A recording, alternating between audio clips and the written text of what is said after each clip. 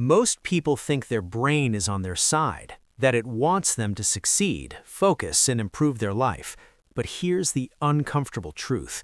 Your brain actually hates many of the things you do every single day, not because they're bad in the moment, but because they quietly drain your energy, destroy focus, and keep you stuck without you realizing it.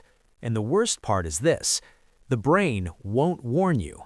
It just adapts and lets the damage accumulate.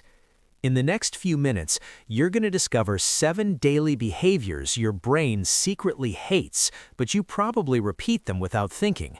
Once you see them, you won't be able to unsee them. And by the end of this video, you'll understand why you feel tired, distracted, unmotivated, or mentally foggy, even when you're doing nothing wrong.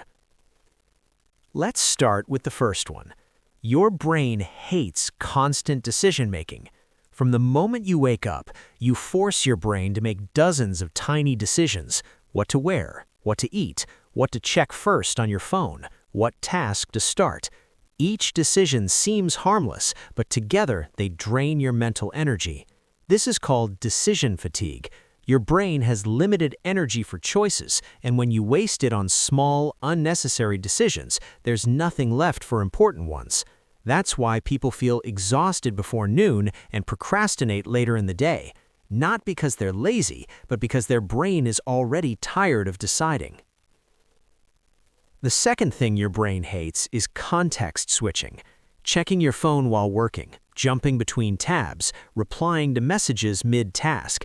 Every time you switch attention, your brain has to reload context. It's like stopping a car and restarting it again and again. This burns mental fuel and kills deep focus. You may feel busy, but your brain feels stressed. Over time, this trains your mind to stay shallow, unable to focus on anything for long. That's why even simple tasks start feeling heavy. The third thing your brain hates is uncertainty without action. When you keep thinking about something but never act on it, your brain stays in a loop. I should start. I'll do it later. I need to plan more. This open loop creates mental tension. Your brain wants closure, either act or let it go. When you do neither, it keeps reminding you, draining mental energy in the background. That's why unfinished tasks feel heavier than hard ones. Your brain isn't tired of work, it's tired of unresolved thinking. The fourth thing your brain hates is overconsuming information without using it. Watching productivity videos, reading self-help posts, saving advice you never apply. Your brain evolved to learn through action, not endless intake. When you consume without execution, your brain feels overloaded but unrewarded. It starts associating learning with frustration instead of growth. This leads to mental numbness, where you know a lot but feel stuck. Knowledge without action confuses the brain, not empowers it. The fifth thing your brain hates is delayed rest. Many people push themselves all day and promise rest later. I'll relax at night. I'll rest on the weekend. But the brain doesn't work like that. It needs regular recovery, short breaks, mental pauses, moments of nothing. When you deny rest, your brain switches into survival mode. Focus drops, creativity disappears, everything starts feeling harder than it should.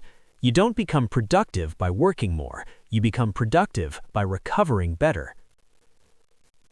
The sixth thing your brain hates is dopamine overload.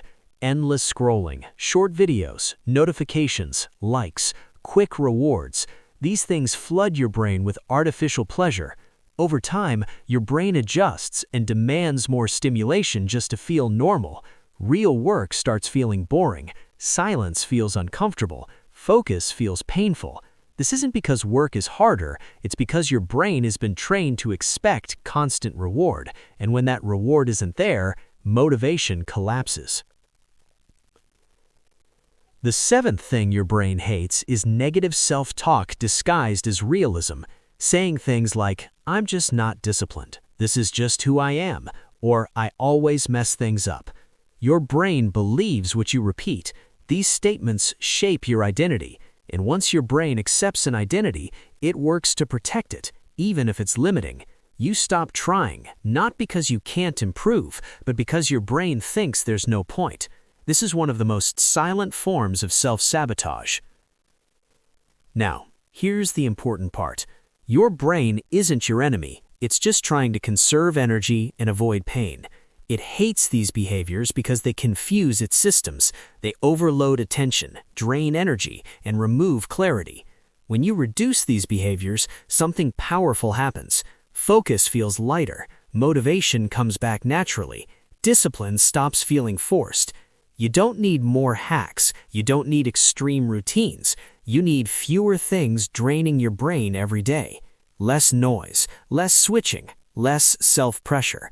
When you simplify how your brain is treated, performance improves automatically. So, the next time you feel tired, distracted, or stuck, don't ask, "What's wrong with me?" Ask, "What am I doing daily that my brain hates?" Because the problem is rarely a lack of ability, it's usually hidden friction. Fix the friction, and everything else becomes easier.